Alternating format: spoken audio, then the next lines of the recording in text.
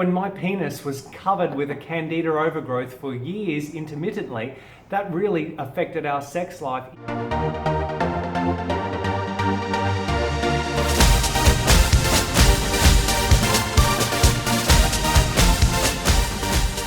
Hi guys, welcome back to another video. So the other week I posted a video showing me working out in the gym, and I showed my results on this lifestyle, this high carb, low fat vegan lifestyle, and I showed some photos from back in 2008.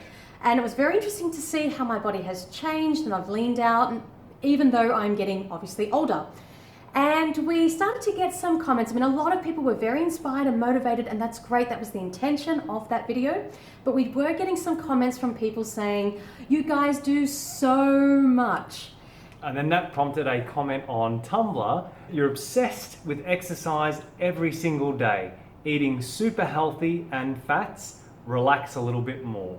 Relax. This is a bit of a, what is it? YOLO. Yeah, you only live once. Bit of a YOLO attitude. Yeah. Just relax. Yeah. Do whatever you want. So how much exercise do we actually do? Well, 3 days a week, we try to get to the gym for 45 minutes at a time. Another 3 days of the week, we ride up a mountain and down, so the downhill part's nothing, you're not doing anything at all. Door to door takes us about 90 minutes. Now that would be 3 times a week at best that we do that mountain. And so we try to exercise 6 days a week, that's the aim, and Sunday's generally a rest day. However, we do have bikes as our mode of transport because we don't have a car. So if we need to go to the shops, if we're going out to dinner, exactly, if we're doing anything, we'll jump on the bike, and that's why we advocate this lifestyle, because when you've got the bike, then fitness becomes part of your lifestyle, and you're just clicking over the Ks doing what you would normally do. You're not going out of your way to do any exercise. So that's how much we do. Now, let's put this into perspective.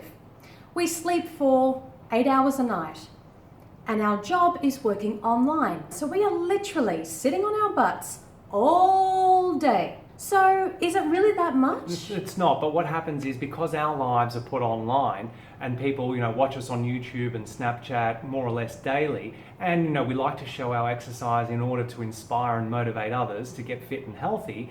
Well, it's a reinforcement through repetition. It looks as though, it gives the perception as though we're doing a lot. It's a cumulative total. Yeah, whereas, if a friend said, I went to the gym for 45 minutes, you wouldn't batter an eyelid. But when you see that vegan couple doing it day in, day out, it looks like, oh my God, they're obsessed with exercise and they do so much, which is not true. The human body was designed to move. So before there were cars and supermarkets, we would have had to walk and swim and climb in order to find food, in order to ensure our survival. So we would have had to move our bodies every single day. We still have those same bodies, even though we now have the mod cons of cars and supermarkets. Yeah. And in fact, we're not even doing as much as we should be doing. Dr. Greger recommends 90 minutes of exercise every day. And that's on the best current scientific data available. So we're actually doing less than what is, optimal for human health. And if you look at the plant-based doctors, Dr. Greger, Dr. Esselstyn, Dr. Neil Barnard, Dr. T. Colin Campbell, they're all much older than us, clearly, and they are active. Dr. Greger does his interviews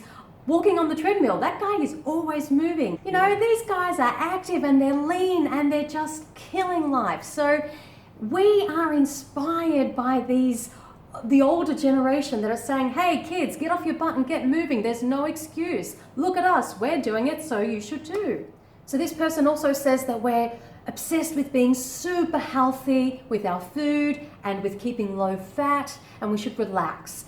Well, we don't see ourselves as being super healthy. We just see ourselves as being normal. We eat whole plant foods. That's what we're supposed to eat. We eat normal. If you think what we're doing is super healthy and weird and freaky, what the hell are you eating? We're eating normal food. And in fact, if we hadn't moved away from the diet that is natural to our species, we probably wouldn't even have the terms healthy eating, because everyone would just have been eating what we were designed to eat. Normal. You want normal vegan food? You eat whole foods. If you're not eating whole foods, that's not normal. Why do we keep it low fat? Because that's what the science says. But also from our personal experience, we used to eat a very high fat diet. First a high fat standard Western diet, then a high fat vegetarian diet, then a high fat vegan diet.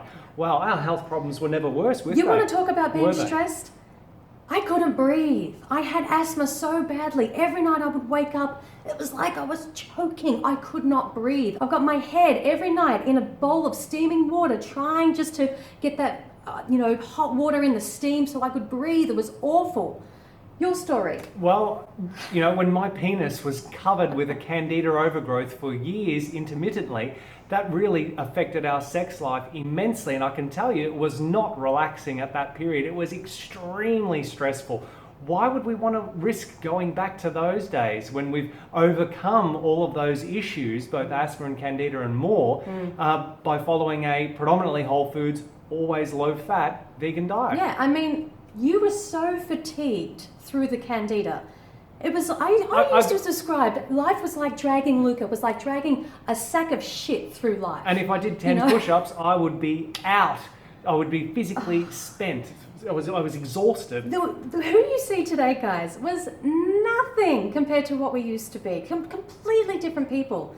So, of course, we're super excited because we feel like we're alive for the first time. And it might seem like, oh my God, they're so healthy and they do so much. We did nothing for most of our lives. I stopped exercising when I was like, 12 or 13 or something. I didn't move my body until a couple of years ago. Nothing. I feel, yay, awesome. And the other thing is, these comments, I know a lot of you guys are so young, and everything's different when you're in your teens or you're in your 20s. You can get away with a lot. When you're in your mid-30s, you start to realize the importance of moving, of hydration, of proper sleep, of eating proper foods, because everything changes. Everything starts to sag a little more. Everything takes a little longer. Your metabolism slows down. We're talking about different worlds here.